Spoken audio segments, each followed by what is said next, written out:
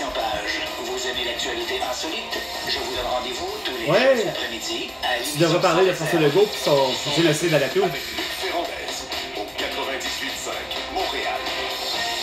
Les actualités. 15h, l'heure du crime. Ici Carl Brochu. 22 octobre. Ici Carl Marchand? Non, ici Carl Brochu, avec un cas. Midi, mesdames et messieurs, importante manifestation pro-Palestine. Non, t'as pas l'air con! C'est pas de de Y'a pas de style de guerre, pis y'en a pas de calice de manifestation. Tu m'amènes là à la station, hostie de François Legault, Isabelle Bray, Sophie Grégoire et Justin Trudeau pour leur calice de génocide à la toux, puis les autres aussi, puis finalement, non, regarde, même eux autres pour leur crise de génocide à la... bref, guerre, regarde. Vladimir Zelensky, hostie, Vladimir Zelensky, Vladimir Poutine, puis etc., Xi Jinping, etc., calice de beau sang de scène, t'as pas rien compris. Ben non, toi, t'avais les deux doigts de nez, hostie, à avoir, hostie, à vouloir couvrir rien que les hosties de feu. Ah ouais, hostie. Ben,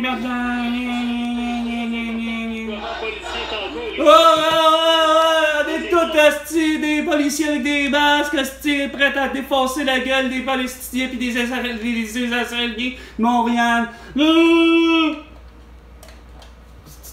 Ces bombardements sur la bande de Gaza non. en fonction d'un assaut terrestre. Tu l'as pas.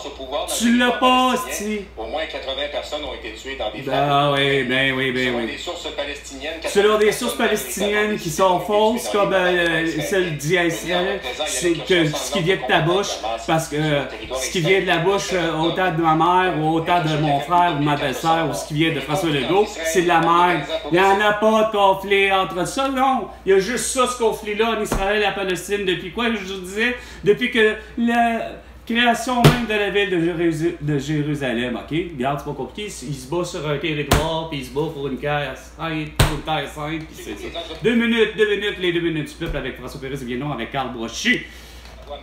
T'as de l'air, hostie, nous ici, oh, la voie maritime. Ah ben oui, une grève, regarde, tu mérites rien, t'as voulu exiger que le monde ait un QR barcode dans le cul, câlisse. Pour passer au Québec ou pour sortir du Québec ou pour arriver de Wuhan ou quitter le Québec. Puis bref, te déconner avec ton QR barcode puis avec ton esti de crise de tabarnak de tout. Il était calice de vaccin et qui nous promettait de passe-partout. T'as pas de mérite à faire hostie, de moyens de pression. Ça s'appelle hostie, c'est le contraire. Avale-la ta petite crise de pilule, avale-la ton petit crise de vaccin. Porte-les ton petit crise de masque, porte-les ton petit crise de couvre-visage, puis arrête de le faire, à penser de le faire porter aux autres, puis de dire que... Le ministre de la Santé, Christian Cette manifestation s'est inscrite dans un mouvement plus large, alors que des marches ont aussi été organisées à Québec, Sherbrooke, Gatineau, Gaspé et Carleton-sur-Mer. La co-coordonnatrice au mouvement pour l'autonomie dans l'enfantement, Sarah Landry, explique en quoi le projet de loi 15 du ministre Dubé pourrait nuire aux sages-femmes. Le projet de loi 15... Ben! C'est des obstétriciennes, c'est des obstétriciens, Chris! Qu'est-ce que vous comprenez pas? Je vous l'ai dit, ça c'est... comment ça se fait qu'eux autres apparaissent? Va faire tes études en médecine, premièrement, puis deviens justement une sage-femme ou un homme, un sage-homme, ok? Ça s'appelle un obstétricien, une obstétricienne. Ne participera pas aux séries de fin de saison, oui, voilà, la défaite du 11 Montréalais 2-1 contre le Crew de Columbus. Oui, t'as pas dit le CF. L'Impact a perdu. Bon, ben l'Impact fait pas les séries. Avec une fiche de 12 victoires, 5 verdicts nuls et 17 défaites pour 41 points. Vous écoutez Cogeco Nouvelles. Attends, là, l'Impact, attendez là. À Montréal. Et au Québec tout entier. Et sur la planète Terre tout entière grâce à Facebook, Instagram, TikTok, Twitter et YouTube. 98.5. Parce que vous voulez tout savoir. Oui. Oh, j'avoue que je sais pas comment on pourrait traduire Blitz. Greg. Blitz. Ben, en fait, c'est une offensive, c'est une... en tout cas, bref. Attends, j'arrive pas à comprendre. L'Impact ne fait pas les séries. Attends une minute, là. C'est quoi leur fiche? Voyons donc, j'ai l'impression que quand même, ils ont joué pour quand même gagner. Il réussit pas à passer avec 41 points. Puis ils font pas les séries. Attends une minute là. Classement. Comment il y avait ça? 12 victoires. Classement de la MLS. Quand même, il y a pas mal de clubs. Montréal. Il arrive 10e au classement général. Avec tous. Hein? C'est 34 parties que vous jouez. Contrairement, mettons. J'avoue, quand je regarde d'autres sports. 18 en principe, il y a 18 parties pour le football canadien. 16 parties d'une saison pour le football américain, de la Ligue américaine, la NFL. L'autre, c'était la CFL. 2 de plus. Vous avez réduit, je pense que vous êtes rendu à 80 matchs, 80 parties pour le hockey. Il y en avait 82. Quand j'étais du temps à vraiment bien l'écouter, là, à le suivre. Mais j'avais jamais su, 34. Toujours est-il. Attends, comment ils ont dit ça? Chris, malgré tout! Chris, ça en prend donc bien les victoires, tabarnak! Chris, Cincinnati, il y a 20 victoires contre 9 nuls. Puis bon, il y en a donc bien des nuls, par exemple, calvaire. Philadelphie et New England, ils ont fait 10 nuls. Hey, 12. Attends, Montréal, ils en ont fait combien?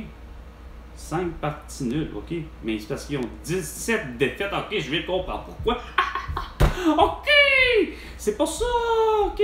C'est parce que là, je comprenais pas. Parce que moi, j'étais là, 12 victoires, 5 défaites par chez nous. Il aurait dû avoir, pas classé comme ça aurait dû être victoire, défaite, nul.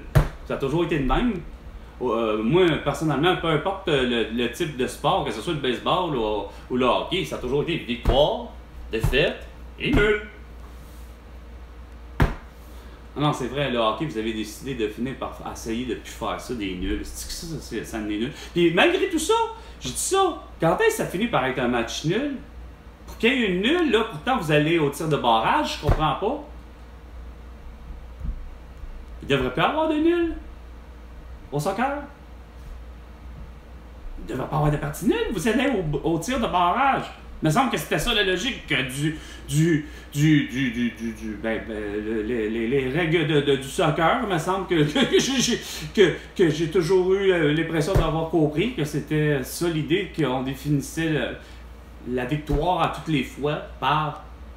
Ça veut-tu dire que c'est parce que je regardais tout le temps, malheureusement, pas des saisons de soccer? Parce qu'en saison, c'est une chose, mais pour ce qui est des tournois, c'en est une autre.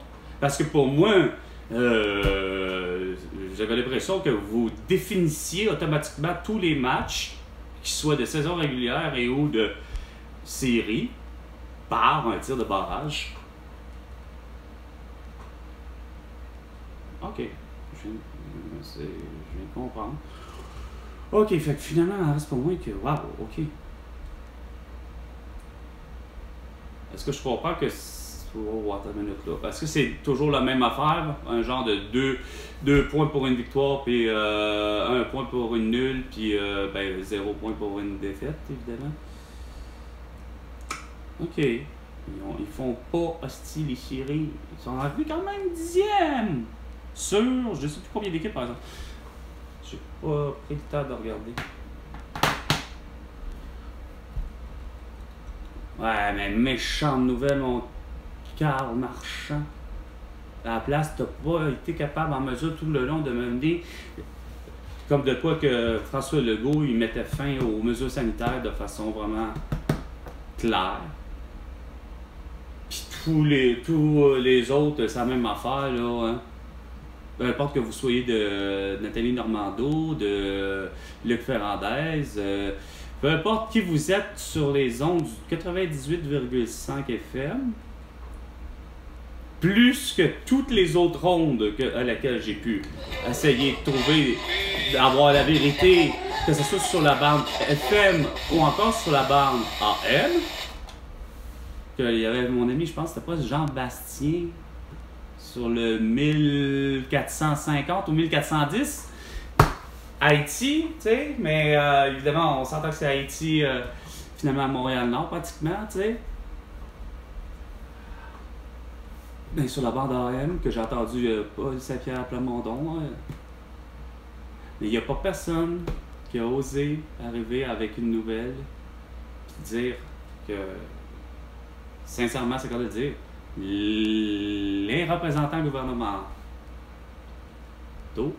comme François Legault, ou Justin Trudeau, ou Emmanuel Macron, ou Joe Biden, et finalement, vous savez, de ce que j'en pense depuis le début, ont pas su rassurer la population, puis arriver et dire non, regarde, là, c'est la fin de la guerre à tout. Puis pour être vrai, de déjà commencer par dire et d'annoncer ça à la population dès le vendredi 13 mars 2020, il aurait fallu que François Legault dise juste tout simplement les vrais faits. De dire, point barre, que de un, c'est une tout. Parce que le consensus scientifique a compris que justement, c'est simplement par contre les nouvelles souches de l'atout. Ça va dans le cadre de tout simplement de toutes les maladies dites justement grippales, c'est-à-dire la grippe, le rhume, la toux, la tuberculose, ainsi que pneumonie, bronchite et tout ce qui est vraiment de ce type-là de virus, puis ça va même jusqu'au la fameuse grippe intestinale, soit la gastroentérite, etc. Toutes les maladies qui, moindrement... En fait, toutes les maladies. C'est pour ça qu'on ne réussit pas, la science, à finir par... Bon, ben voici le remède aussi ou ça, parce qu'on a découvert que, finalement, le cancer s'est créé vraiment par tel élément. Voici que c'est tellement donc tel élément, donc mettons c'est le sucre, puis c'est pas à penser que c'est mettons c'est la viande rouge, ou c'est le tofu, ou c'est tu sais, tous des éléments qui font en sorte que, à un moment donné, ça devient complètement ridicule. Tu sais, de rien à faire, François, t'as amené les gens à l'aide de soi-disant gens de la science, qu'ils sont, ben oui, François Legault, je sais bien que tu t'es retourné vers, des gens de science, puis tout le monde s'est retourné vers des gens de science. Mais comment ça se fait-il que, dès le départ, moi je le voyais bien que c'était pas normal, dès 2020, dès le départ, je savais, il n'y a rien à faire, puis je sais pourquoi je savais que ça allait mal tourner. Parce que malheureusement, dans le monde de la science, parce que c'est justement, ça s'est toujours battu à savoir est-ce qu'on va vers une médecine traditionnelle qu'on appelle, ou on continue à aller vers toujours de la médecine moderne. Tu sais, parce que ce que je dis de la médecine traditionnelle, c'est qu'on sait qu'il y a longtemps, on guérissait aussi des plantes, etc., mais qu'on sait que la médecine est devenue moderne, on a découvert les médicaments, et ainsi de suite, parce qu'on a eu plus de connaissances, etc. Sauf que, en reste pas moins que, non, je suis tanné. Grand public, petit public, peu importe, je suis tanné de ça, de perdre le fil de mes idées. Je sais pas pourquoi. Puis c'est pas bon, c'est une façon de parler. Non. Je pense pas qu'il va y avoir des signes d'Alzheimer ou quoi que ce soit, mais j'en suis tanné parce que, regarde, ça a l'air de rien. Et il y a à peine un mois, j'ai retourné 3 fois pour aller finalement acheter ce que je devais acheter, c'était du papier de toilette. Je suis sorti du logement pour, justement, c'est parce que j'ai besoin d'une commission, j'ai besoin d'aller acheter du papier de toilette, mais évidemment, je fais l'action je reviens avec beaucoup d'autres choses, mais pas le produit. Mais je le fais par 2 fois. J'ai été obligé d'y aller une 3e fois. Puis là, ça m'est arrivé la même chose. Dans le sens que, là, c'est pas pire, j'ai pas eu à faire 3 fois la même chose. Là, je vais probablement peut-être décider d'y aller. Puis va dépendre de la température, s'il pleut. Trop fort, ben j'irai pas. S'il pleut juste la petite goutte qui brune, j'y vais. Mais ouais, c'est que ça fait 2-3 jours consécutifs, par exemple, que je me dis, je vais aller là-bas pour acheter tel truc, puis je reviens en milieu de chemin, c'est même pas rendu au logement, puis rentrer à déballer, puis que je me rends compte, j'ai oublié ça, c'est vraiment en plein milieu du chemin, puis je fais comme, merde! 15 heures, 15 minutes. Ouais, c'est ça. Il y a pas personne qui amène la nouvelle comme ça. Puis toi, François Legault, c'est parce que, comme je dis, c'est parce que j'ai réalisé que vite qu'il y avait un monde, puis je l'ai toujours vu, ce monde-là. Il existe, ces gens-là, à ce point-là. Même dans tous les pays, c'est que, justement, elle existe. François Legault, elle a toujours existé dans toutes les sociétés. C'est pas du racisme systémique, c'est pas ci, c'est pas ça. C'est la personne qui est malheureusement peureuse, hypocondriaque. Puis que pour elle, ça résume à je les ai toujours appelés les prouviers. C'est toujours eux autres qui sont les pires. Tu sais? C'est que pour eux autres, c'est clair que l'avortement, c'est pas beau. Que si, c'est pas beau. Puis tu sais, que toute la façon dans leur... Ils sont tellement pro-vie que eux autres, c'est comme de dire que je sais que c'est par eux-mêmes. Ils se font pas endoctriner par personne d'autre que par eux-mêmes. Ils deviennent végétariens parce que justement, c'est pas beau de tuer, c'est pas beau l'avortement, c'est pas beau si... Puis on dirait que ça va dans une mouvance de... Est-ce que c'est tellement plus ou moins engendré par des mouvements de grano, de ci, de ça, de tout le peace and love et le flower power des années justement dites quasiment sulfureuses, les années 60, que c'est quoi de dire, comme la chanson de Beau Dommage, François Legault, en 67, le blues de Métropole, évidemment, en 67, tout était beau, c'était l'année de l'amour, c'était de l'année de l'expo. Puis ça, c'est pour ce qui est du Québec, mais à peine 2 ans plus tard, il faut malheureusement comprendre qu'il y a...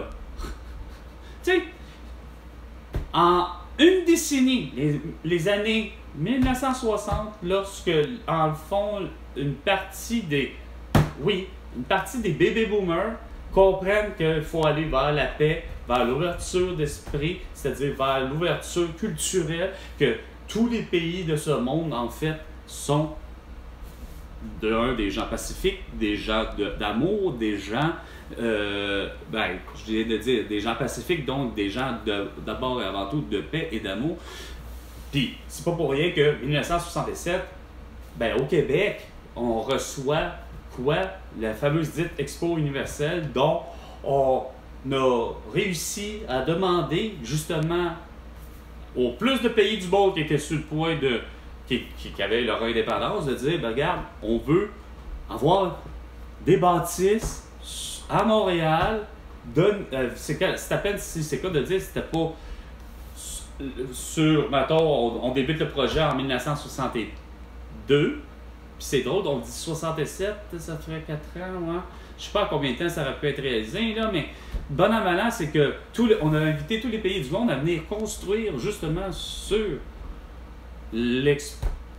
l'endroit où ce qui était fait, finalement, c'était des archipels d'îles, mais bon, finalement, on en a fait 2 grosses îles. Tout ça pour accueillir des bâtisses, justement, aux traditions de, regarde, tu viens du Grand Nord, c'est-à-dire, c'est quoi de dire, t'es un Inou, viens ici construire un igloo. T'es de la France, viens faire construire une bâtisse qui s'est appelée finalement le pavillon de la France. Puis là, c'était rendu tous des pavillons, mais c'était des édifices que, bon an, mal an, ce qui est assez insignifiant de ce que je comprends. Je suis pas né là, je suis né 10 ans plus tard, de 1967. Mais de ce que je comprends, bizarrement, historiquement parlant, tout le monde s'unissait d'une certaine manière. On était, dans le fond, tous unis, tous en paix. Puis, bon an, mal an, vous êtes tous venus ici visiter réellement le touriste, voir vos propres... c'est ça qui est assez un peu ironique, mais c'est de venir voir votre propre culture, mais au Québec, tu sais. Fait que ça a attiré effectivement des millions de gens, de touristes, mais ça a attiré aussi les gens, évidemment, du Québec, qu'on n'était pas très en une population énorme, je pense que des années 60. Si on a 5 millions d'habitants, c'est beau pour être vrai. Sauf que sur, mettons, les 5 millions d'habitants que constituait le Québec dans les années 60, en reste pas moins que les années 60, ça s'appelle aux États-Unis, pendant ce temps-là, pendant 10 ans, d'une époque de bébé boomer qui revendique des belles choses, mais qu'on se rend compte que, justement, il n'y a rien à faire. On va arrêter de parler de génération. Parce que moi, je me rends compte que dans la vie, c'est pas... Oui, il y a des générations, mais c'est pas tant que... C'est quoi une génération? En réalité, il y a, de ce que je comprends, ben, il y a mes grands-parents, mes parents, il y a moi, puis il y aurait, en principe, si j'avais de moi des enfants, ben, il y aurait mes enfants. Ça défie le temps. C'est pas une question de temps, c'est pas 10 ans. Mais évidemment, quand tu regardes ça sur 10 ans, on prend 10 ans, on prend une tranche de l'histoire du temps, OK? Qui, pendant que les États-Unis, malheureusement, en 1963, ben, il y a John Fitzgerald Kennedy qui est assassiné. En 69 ou en 67, ou je ne sais pas trop, là, des années à peine plus tard, là, son frère, qui lui-même, la même chose, a à se présenter pour la présidence, et ça nous prend un représentant, lui se fait assassiner lui avec. À travers le fait que tout le monde revendique depuis le début juste des droits et libertés, puis qu'est-ce que j'ai essayé d'expliquer avant? J'ai dit, peut-être John F. Kennedy, ben c'est bien beau, là, on sait bien qu'il est assassiné, mais on a toujours dit, c'est qui a fait le coup. OK, regarde bien, on va s'arrêter là. OK, c'est correct, c'est celui-là qui a été vraiment appréhendé, ça s'appelle supposément Lee Harvey Oswald. OK, bon, 2 jours après, Chris, il y a Jake Ruby qui s'en va l'assassiner. 2 personnes qu'on connaît pas pantoute, là. Il y a, tu sais, c'est comme de dire, là, il y a pas personne du grand public mondial qui connaissent ce gars-là. Les États-Unis le connaissent pas. Le reste du monde entier le connaissent pas pantoute. Pas plus mon arrière-arrière, grand-mère, du nom de Mary, si je me trompe pas, qui, elle, est décédée 3 jours après, en fait, à l'enterrement de John F. Kennedy. Elle est morte à l'âge de 100 ans. Pour, encore là, une peu inconnue à vos yeux, tu sais, qui font pas l'histoire, évidemment, tu sais, parce que, évidemment, on est des êtres humains, on a notre propre histoire, mais question histoire pour histoire, là où je vais en venir, c'est que ce que j'essayais de faire comprendre à ma mère, c'est pourquoi... Ben, il faut croire que pourquoi que Abraham Lincoln s'est fait totalement assassiner. Puis c'est drôle, quand je regarde le pourquoi versus, mettons, un Jules César qui se fait assassiner par son beau-fils, ou je ne sais plus jamais quoi, là, mais ça a l'air que ça a un lien tellement vraiment biologiquement qu'on dit, pas juste un lien de mariage. Ça a l'air que ça se trouve être soit même son cousin ou je ne sais trop qui, c'est un membre de la famille qui s'en va l'assassiner en Auguste. Bon. Pourquoi des coups de... Tu sais, pourquoi que les gens viennent à bout de... Puis que, surtout dans le cas d'Abraham Lincoln, puis pour ce qui est de... Même, je vais aller... J'avais nommé à ma mère pourquoi. Je pense à Martin Luther King, je pense à Malcolm X, puis je pense à... Tu sais, là, on n'aura pas parlé de John F. Kennedy, mais Robert Kennedy, qui est tout aussi assassiné. Quand tu dis que cette période-là, ce 10 ans-là, tu fais comme... Mais je dis à ma mère, je dis, faut croire qu'il n'y a rien à faire. Même si c'était un réel coup de... C'est quoi de dire de coucou, celui qui a pris une décision aussi conne que Alexandre Bissonnette en 2017, puis d'arriver d'aller à la ville de Québec, parce que c'était la ville à laquelle il vivait, puis de rentrer à une mosquée, puis d'assassiner 6 personnes. Mais c'est le même raisonnement, ce que j'essaie de dire à Robert, c'est qu'il faut croire qu'il n'y a rien à faire dans la vie. Il y a des gens qui sont à ce point-là racistes, qui sont prêts à aller tuer quelqu'un justement qui est en pouvoir de changer les règles du jeu. Parce que John F. Kennedy, ce que j'ai dit à ma mère, j'ai dit, il s'est présenté bien souvent avec pas Malcolm X, mais surtout Martin Luther King pour justement obtenir des droits. Puis c'est la même affaire. Pour Abraham Lincoln, c'est toujours été une question de droit. À qui qu'on donne des droits? Est-ce qu'on donne des droits aux Noirs, finalement? Ben, c'est carrément juste ça. Fait que ça veut dire que c'est pas que forcément que... c'est quoi de dire, c'est un coup d'État, puis là, vous avez tous passé à, évidemment, ben là, pendant la guerre du Vietnam, en plus, tu sais. Puis ce que je disais à ma mère, puis là, elle me disait, ben là, la cause ben là, évidemment, moi, ce que je disais à ma mère, je dis, Chris, c'est malheureux à dire, mais il y en a qui sont assez coucous pour probablement se dire, je vais prendre, c'est quoi de dire? Sa philosophie, il l'aime pas. Parce que si John F. Kennedy, il est tout en... Puis là, je sais même pas si c'était en cours de deuxième mandat. De ce que je comprends, c'était de toute évidence pas du premier mandat. C'est-à-dire, c'était pas... De ce que je comprends, il était pas... Oui, il avait fait déjà probablement un premier mandat parce qu'il était président des États-Unis. Donc, c'était probablement à la course de quoi? D'un deuxième mandat. Mais, comme j'ai dit à ma mère, j'ai dit, si dans le deuxième mandat, c'est de mousser, évidemment, ben, tous les droits pour les Noirs, puis ci, puis ça, puis les droits, mettons, l'avortement, parce que pour... Finalement, John F. Kennedy, puis probablement pour Jackie Kennedy, parce qu'on a toujours dit que finalement, parce que maman, tu me dis souvent, il y a une grande femme, ça a l'air derrière chaque grand homme, tu sais. Fait que, considérant ça, déjà votre style de mort suspecte envers Marilyn Monroe, puis que John F. Kennedy aurait, semble-t-il, couché avec Marilyn Monroe, ben, bon an, mal an, pendant ce temps-là, est-ce que ça, c'est quoi de dire pour des soupers ou peu importe, ou ne serait-ce que de, comme on dit, d'aller dormir ensemble. T'as John F. Kennedy qui parle avec Jackie Kennedy puis qui doit se dire, ben écoute, il y a la pilule contraceptive, il y a ci, il y a ça, il y a un paquet d'affaires parce que c'est les années 60, ils devaient se dire, ben regarde, oui, on va permettre l'avortement. Mais ça suffit pour, malheureusement, à ce point-là, d'écœurantite aiguë, suffisamment pour Lee Harvey Oswald, c'est ce que je cesse de dire, c'est lui qui est probablement le gars raciste.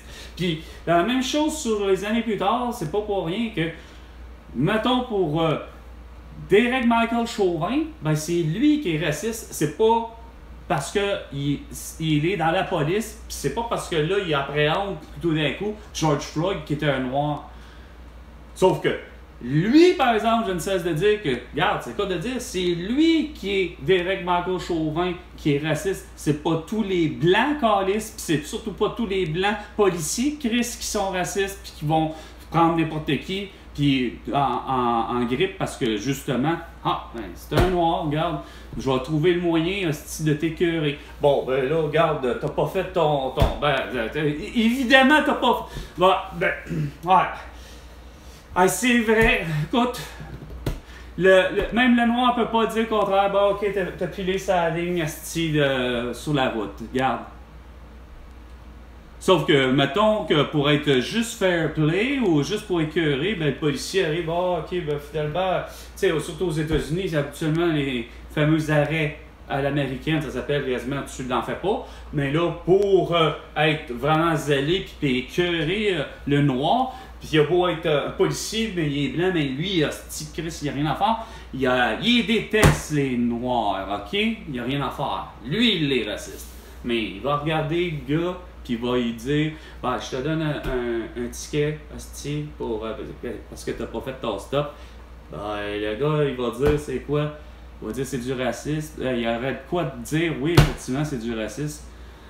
Sauf qu'il va perdre sa cause en allant, parce qu'on peut le contester aux États-Unis, je suis convaincu, puis la même chose ici, au Québec. Tu peux contester un ticket en voulant dire, regarde, écoute, tu l'as joué serré, là, tu sais, je l'ai fait, mon arrêt, mais non, là, il fallait que monsieur joue du zèle, tu sais.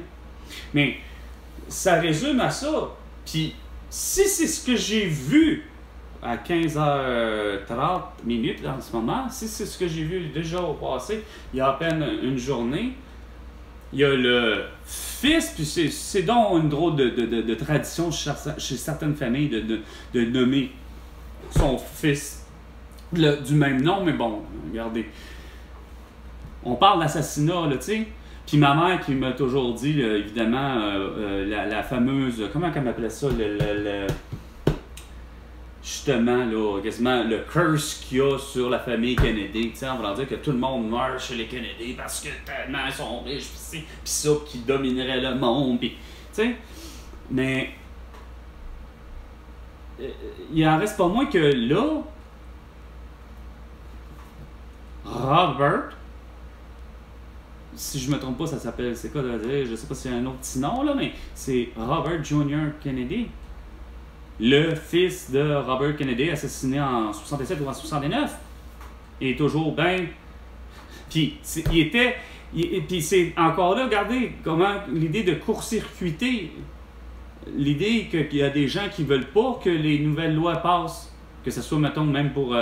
je suis convaincu que même de l'époque, comme je disais, à l'époque de John F. Kennedy, donc en 1963, juste avant qu'il se fasse assassiner, probablement qu'il devait amener pas juste l'idée que, bon, on va voir l'avortement légal, mais qu'il devait dire, bon, ben, on va réduire, par exemple, le nombre d'armes à feu, où on va, du moins, Jackie Kennedy, tu sais, on va au moins réussir à faire un contrôle, au moins, tu sais, on va mieux encadrer la permission d'avoir une arme à feu, parce que c'est tout à fait clair que, regarde, ça en est dégueulasse. Fait que tout ce genre-là, si ça fait pas justement une personne, le problème c'est que ça fait pas l'affaire d'une personne. Curieusement, on se rend compte que ça fait pas l'affaire on se rend compte qu'il n'y a pas juste Lee Harvey Oswald qui est finalement raciste. Façon de parler. Je sais bien que Lee Harvey Oswald n'a jamais osé faire « Je suis le raciste et je sors » avec justement tous les effigies de « Je suis un raciste », tu sais, croix gammée, KKK, confédérer le drapeau, puis tout le... Tu sais, je comprends que on essaie d'être des fois, justement, j'imagine, on essaie de faire profil bas pour justement vivre longtemps, comme qui dirait. T'sais? Sauf que tu te rends compte que c'est que il n'y a pas juste Lee Harvey Oswald qui est raciste. Tu te rends compte que malgré qu'il, lui, n'a pas réussi à se mettre dans un groupe comme les White Power ou peu importe, là, ben, tu sais qu'il fait partie d'un loup solitaire, pareil comme Alexandre Bissonnette. Sauf que tu te rends compte que veux pas de leur dire, c'est que faut tes écoutes de façon individuelle pour te rendre compte que c'est des racistes, mais qu'il n'y en a pas que juste Lee Harvey Oswald, justement, tu sais. Moi, ça me stupéfait de voir que, justement, curieusement, tout le monde, ben, pas tout le monde, mais de voir qu'il y en a quand même trop de gens qui ont la même philosophie, c'est-à-dire d'être raciste et d'aimer personne, d'être ouvert à aucune autre nationalité qu'à part la sienne. Puis même encore, bien souvent, ils ne connaissent même pas leur propre culture. Ouais. C'est ça qui arrive comme crime sur la planète Terre en ce moment. Puis plus particulièrement au Québec. Parce que nous, la guerre, on la connaît pas comme de façon, puis on l'a jamais connu, puis je veux pas la connaître de façon hyper militarisée, c'est-à-dire qu'on reçoit littéralement des bombes dessus. Les seuls événements qu'il y a eu au Québec pour ce qui est de la présence dite militaire, quoique je dis ça, on l'a eu, oui, on l'a eu, le fameux 1900, bon, on a fait de l'avoir à deux moments, hein? Finalement 1690 à Ville de Québec, lorsque les Américains, l'armée américaine de l'époque, c'était l'armée anglaise, mais qu'il y avait une base aux États-Unis qui, remontant le lac Champlain pour la rivière Richelieu montant à Québec, pour avoir finalement un certain Phipps qui rencontre Frontenac, puis que c'était dans le but de venir posséder pas juste la ville de Québec, mais tout ce qui était considéré ni plus ni moins comme, semble-t-il, une partie de la Nouvelle-France. Pour Fidalbert, se faire dire par le filleul de soit Louis XIV ou Louis XVI de retourner aux États-Unis au plus sacré. OK.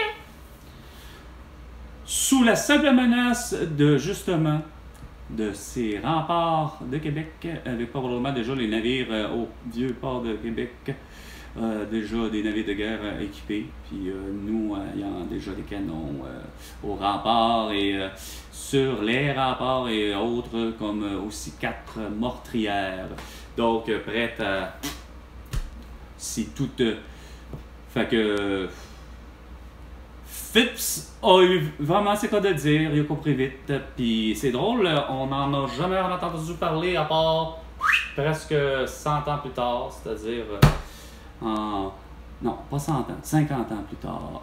Je veux dire 60, attendez.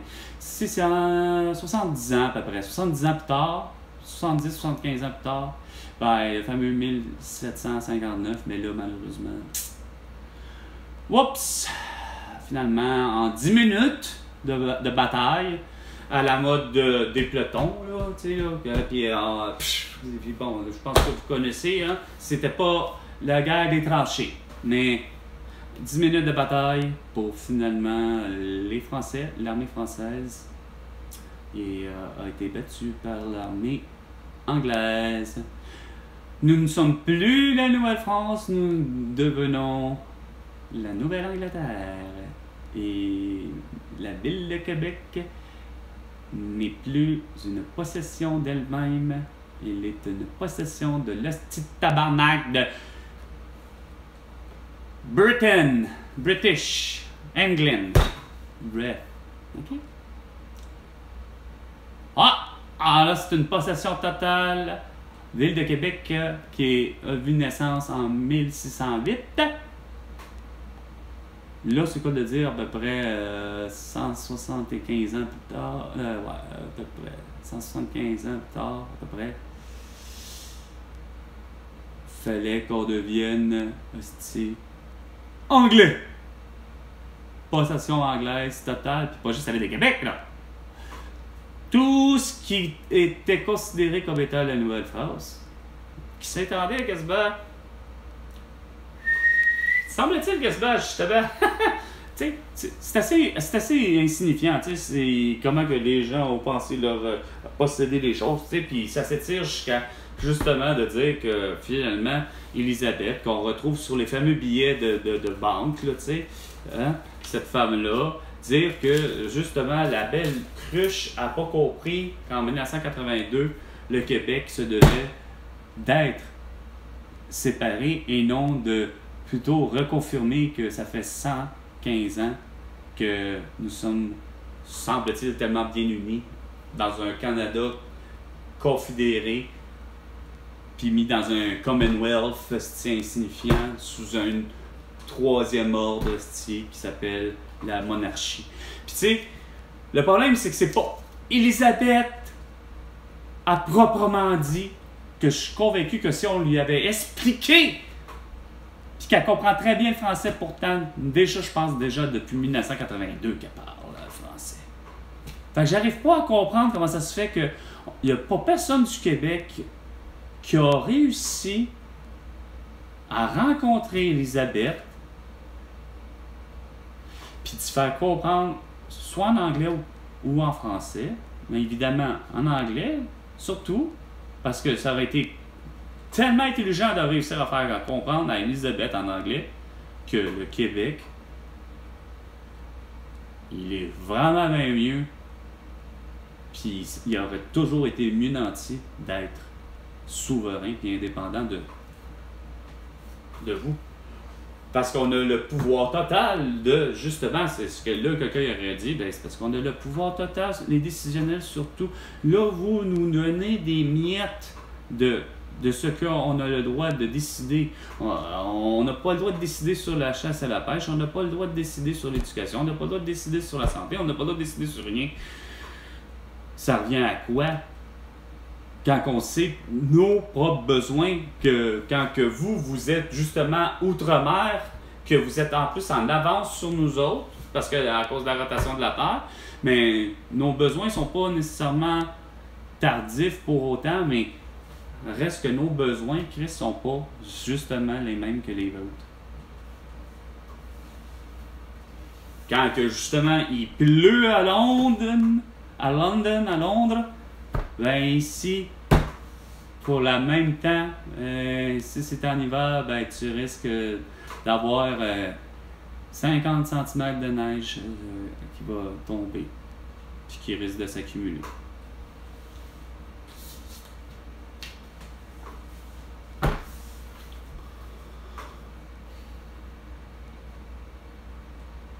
C'était juste ça que probablement Lise Payette,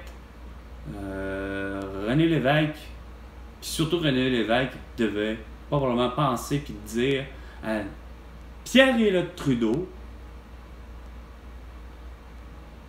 puis que les deux pourtant, on sait très bien qu'ils sont capables de faire un petit coup, c'est-à-dire prendre un bon scotch ou quelque chose, un whisky, parce que justement ça a l'air ça amène la discussion. Fait que, tu sais, Justin Trudeau, je suis convaincu que René Lévesque, c'est le genre de discussion qui a dû déjà avoir eu lieu avec ton père pour faire comprendre l'importance que le Québec, Chris, c'est pas juste une question de culture, parce que ton père est un francophone qui est bilingue. Je pense que ton père aura pu, puis toi aussi, vous avez, on dirait, les bilingues qui risquent que vous êtes dans le fond des polyglottes. Vous pourriez savoir toutes les langues du monde, mais qu'est-ce que tu veux? Sauf que ton père, pourtant, il parlait un français, à ce que je comprends, impeccable. Donc, il comprend un français impeccable, puis pourtant, René Lévesque parle un français impeccable. Fait qui, en plus, est un journaliste. Fait tu sais, s'il y a quelqu'un qui, en principe, est supposé d'avoir un français impeccable, c'est bien René Lévesque. Fait que, comment ça se fait que c'est juste que vous avez juste une dimension que ça a été justement le problème de tous les pays, c'est de séparer les pouvoirs. C'est-à-dire que vous avez... Ben, c'est le fait que vous ne vouliez pas séparer les pouvoirs, justement, tu sais. Il faut tout garder. Il faut que ça soit qui gère qui a un droit de regard finalement sur la vie des gens. Puis c'est ce que j'expliquais à mon frère, parce que je disais le rôle de l'État. Puis ce qui était drôle dans ma discussion quand j'avais dit ça à mon frère, c'est que le rôle de l'État, en réalité, je le disais, c'est bon pour tous les pays. C'est que pour le vrai, le rôle de l'État, c'est quoi en réalité?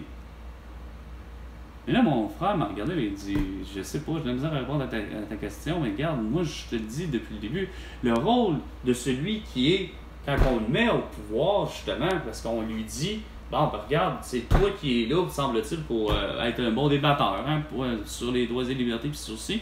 Fait que, je dis, quand on se fait dire que, justement, mettons, hein, j'avais pas l'exemple là, mais là, je l'ai, puis même pas ça, parce que cette discussion-là du rôle de l'État, je l'avais avec mon frère, mais bien avant 2020. c'est que je donnais un genre d'exemple qui revient à celle, le fameux George Floyd.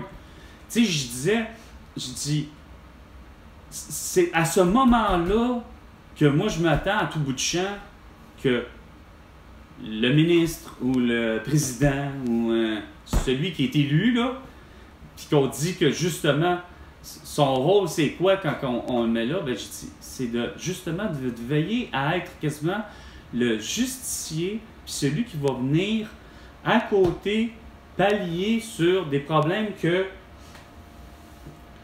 un cas comme George Floyd, ou un cas comme Guy Turcotte, ou un gars comme Alain Gossett, ou un cas comme n'importe quelle situation que tu fais, OK, là, ça déborde un peu les... Tu sais, puis un cas comme Alexandre Bissonnette, bien, c'est de tout de suite de prendre le taureau par les cornes, puis de faire, regarde, je vais exécuter ce qu'il y a à faire, c'est-à-dire, je vais la donner la justice, puis de la bonne justice.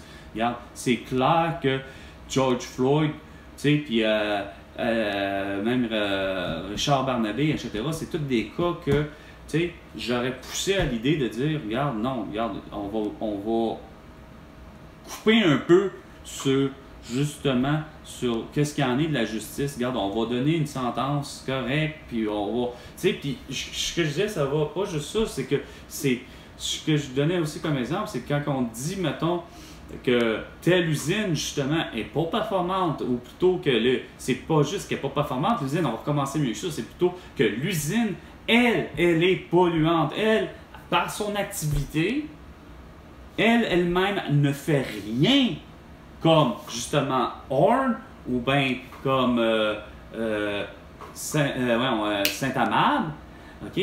Autrement dit, pour un entreposage de pneus, puis pour Horn, les autres, c'est une usine d'acier, mais qu'on se rend compte qu'ils ne respectent rien de... Il faut que tu aies un minimum, c'est quoi de dire, puis ton minimum, en réalité, il faut que tu mettes un maximum de trucs de santé, sécurité, etc. On se rend compte que tu travailles avec des matières, là, que regarde, là, tu as une usine nucléaire, regarde, t'as pas à niaiser et à chier, là, parce que les conséquences vont être terribles sur la vie, point barre. Que ce soit de la faune à la flore, que ce soit de l'être humain, regarde, ça va avoir des conséquences graves. Fait que c'est d'arriver, que ce que je disais à mon frère, c'est que c'est à ce moment-là que qu'elle soit une femme ou un homme, mais c'est d'arriver et de faire des décisions et de dire, regarde, là, ça suffit.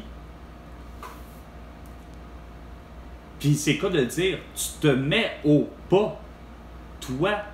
Merci à avoir, comme je dirais, façon de parler, c'est, oh, OK, regarde, on se fait dire que justement, Oussama Ben Laden, mais c'est pas mieux que ça. Non, je recommence pas par lui parce que lui, il était pas connu, mais c'est plus l'autre. Saddam Hussein, je donnais toujours le même exemple à mon frère, justement, à quoi sert, dans le fond, le rôle de l'État, mais quand on le met, la personne là, c'est d'être justement le justicier ou le policier, puis d'arriver, puis de faire, regarde, cher Saddam Hussein, ben, t'es arrêté pour crime de guerre, t'as fait une évasion à tel endroit. Tout d'un coup, t'es président de la République de France, puis tu t'appelles Nicolas Sarkozy, mais il était à 2 doigts de réussir ce que je ne cessais de dire.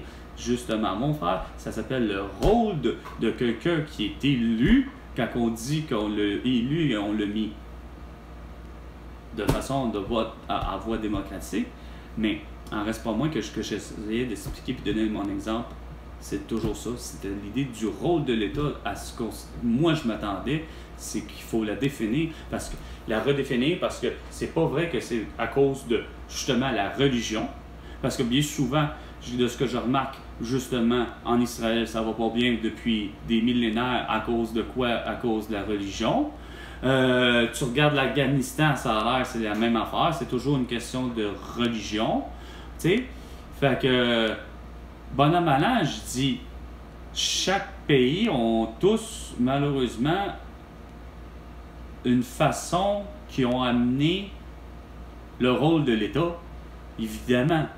Il y en a que c'était à un moment donné l'époque de justement la monarchie pour ce qui est d'England. D'autres, c'était une autre forme de de gestion. Puis évidemment, il y a surtout évidemment l'idée que, parce que quand je disais le rôle de l'État, mon frère il disait, ben écoute, c'est parce que, tu sais, veux pas, on donne justement à l'État, soi-disant, le rôle d'éduquer les enfants, de ci, de ça. Ben, c'est ça, je dis. C'est parce que si tu enlèves moindrement un de ceux-là au pouvoir à celui que, quand il veut accuser, tu sais, parce qu'à tout bout de champ, vous mettez quelqu'un là, c'est sûr que vous dites, ben, c'est parce que ça n'est pas préserver nos droits et libertés. Ouais, ben c'est ça, mais il y en a des nouvelles là, qui existent, tu sais, qui peuvent arriver, tu sais. En tout cas, dans tous les cas, j'arriverai pas, j'ai l'impression, parce que justement, ça va peut-être changer un jour.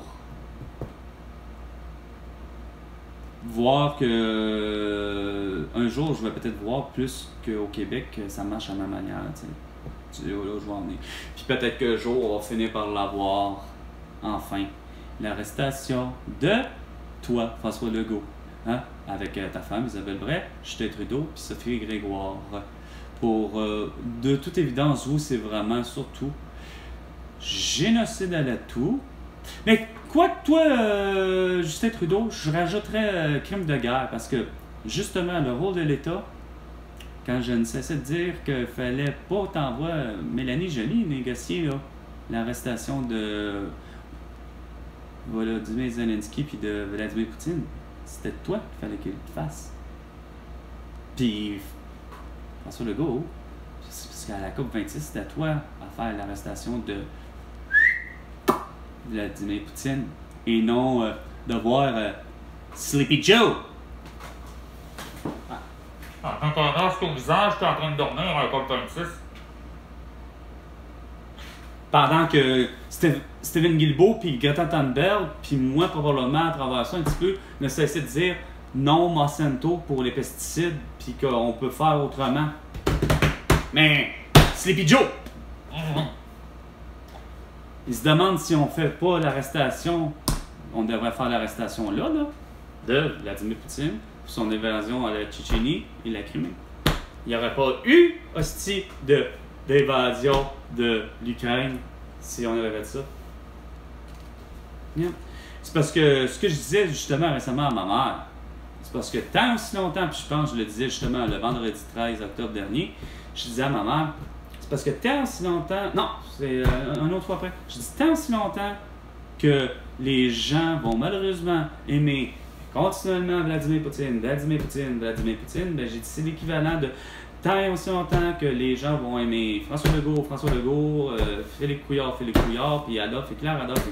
Je dis tant aussi longtemps qu'il y a des gens qui vont aimer ça, ben on va être dans cette marde-là continuelle. Puis là, maman qui fait comme genre, on va en dire, tu me laisses dire que je suis coupable. Ben oui, t'es coupable à la mère de l'assassinat des soi-disant 7 millions d'habitants morts de la toux. Mais moi, j'en connais une de façon officielle, en un temps.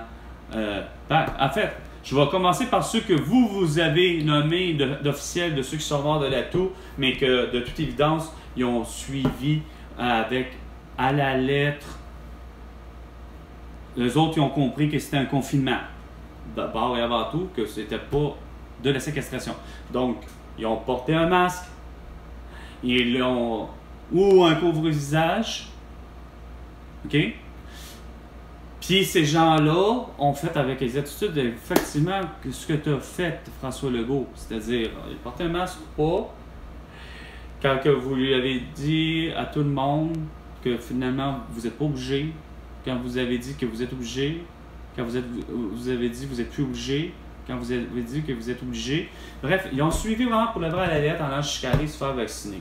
Évidemment, ça a tous arrêté les gens, la plupart, à part un, mon ennemi Owen, qui lui a décidé d'en prendre 4 doses.